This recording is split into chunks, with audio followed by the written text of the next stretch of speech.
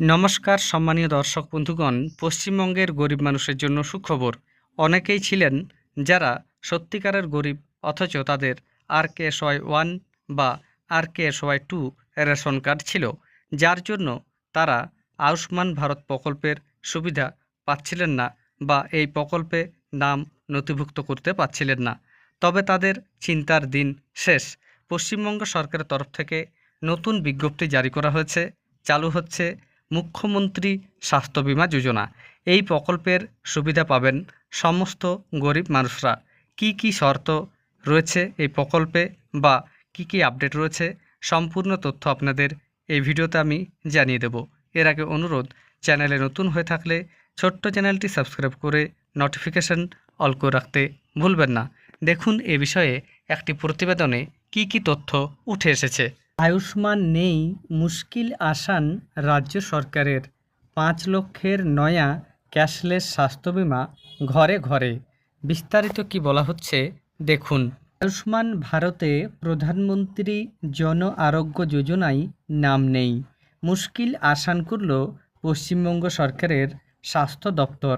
স্বাস্থ্যসাথী প্রকল্পে আছেন অথচ আয়ুষ্মান ভারতের কার্ড নেই, এমন পরিবারের জন্য বঙ্গে চালু হলো মুখ্যমন্ত্রী স্বাস্থ্য বীমা যোজনা। পশ্চিমবঙ্গ সরকারের নতুন এই স্বাস্থ্য বীমা প্রকল্পে 5 লক্ষ টাকা পর্যন্ত ক্যাশলেস চিকিৎসা পাবেন অর্থনৈতিকভাবে পিছিয়ে থাকা পরিবার। বেসরকারি হাসপাতালে চিকিৎসার খরচ আকাশছোঁয়া। প্রান্তিক পরিবারগুলির পক্ষে সেই খরচ সামলানো কষ্টসাধ্য। তাদের জন্যই গত 22 জুলাই রাজ্য মন্ত্রিসভা সিলমোহর দিয়েছিল মুখ্যমন্ত্রী স্বাস্থ্য বীমা যোজনায়। সাধারণত পাকা বাড়ি অথবা 2 চাকার গাড়ি থাকলে মেলে না আয়ুষ্মান ভারত প্রকল্পের সুবিধা। বঙ্গের বিপুল অংশের প্রান্তিক মানুষের কথা ভেবেই নতুন মুখ্যমন্ত্রী স্বাস্থ্য বীমা যোজনা চালু করার কথা ঘোষণা করেছেন মুখ্যমন্ত্রী শুভেন্দু অধিকারী। তিনি জানিয়েছেন, অসুস্থতার কারণে কোনো পরিবার যাতে আর্থিক সমস্যায় না পড়ে, তার জন্যই পশ্চিমবঙ্গ সরকারের এই স্বাস্থ্য সুরক্ষা যোজনা। কারা পাবেন না মুখ্যমন্ত্রী স্বাস্থ্য বীমা যোজনা, স্পষ্ট করে তাদের কথাও ঘোষণা করেছে রাজ্য সরকার। যাদের পরিবারের বার্ষিক আয় 8 লক্ষ টাকার বেশি অথবা পশ্চিমবঙ্গ সরকারের কর্মী অথবা অবসরপ্রাপ্ত কর্মচারী রাজ্য সরকারের কোনো না কোনো স্বাস্থ্য প্রকল্পে আছেন, তারা পাবেন না মুখ্যমন্ত্রী স্বাস্থ্য বীমা যোজনার সুবিধা। কেন্দ্রীয় স্বাস্থ্য প্রকল্প বা CGHS এর অধীনে থাকলেও এই নয়া স্বাস্থ্য বীমার সুবিধা মিলবে না। বঞ্চিত হবেন ESI বা এমপ্লয়িজ স্টেট ইন্স্যুরেন্স এর আওতাভুক্ত কর্মচারীরাও। নির্দেশিকা অনুযায়ী যারা কেন্দ্র বা রাজ্য সরকারের যে কোনো সংস্থা, পুরসভা, বোর্ড, ট্রাস্টে চাকরি করেন, সেখানকার মেডিকেল ইন্স্যুরেন্স পান, তারাও আবেদন করতে পারবেন না এই প্রকল্পে। নিয়ম অনুযায়ী কোনো পরিবারের 70 বছর বা তার বেশি বয়সী সদস্যরা স্বাভাবিক নিয়ম অনুযায়ী আয়ুষ্মান ভারত প্রধানমন্ত্রী জন আরোগ্য যোজনার সুবিধা পাবেন। ফলে স্বাভাবিকভাবে তারাও পাবেন না মুখ্যমন্ত্রী স্বাস্থ্য বীমার সুবিধা।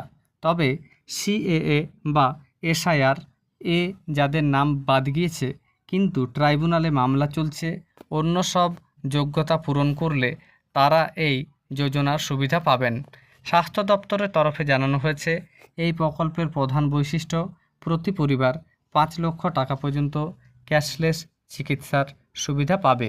চিকিৎসার টাকা আগে দিয়ে পরে ফেরত পাওয়ার সুবিধা নেই, অর্থাৎ এটি রিইম্বার্সমেন্ট প্রকল্প নয়।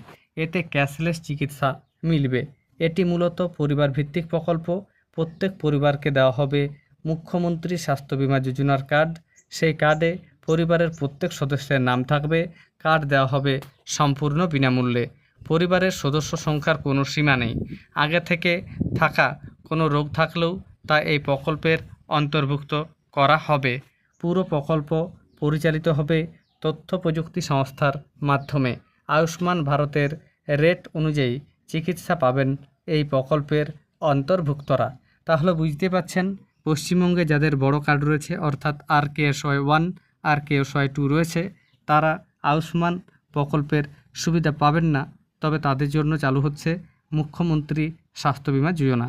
এই প্রকল্পে 5 লক্ষ টাকার চিকিৎসা মিলবে সম্পূর্ণ ক্যাশলেসভাবে, এবং অন্যান্য যে যোগ্যতা সেই যোগ্যতাগুলিও আপনাদের আমি জানিয়ে দিলাম। ধন্যবাদ।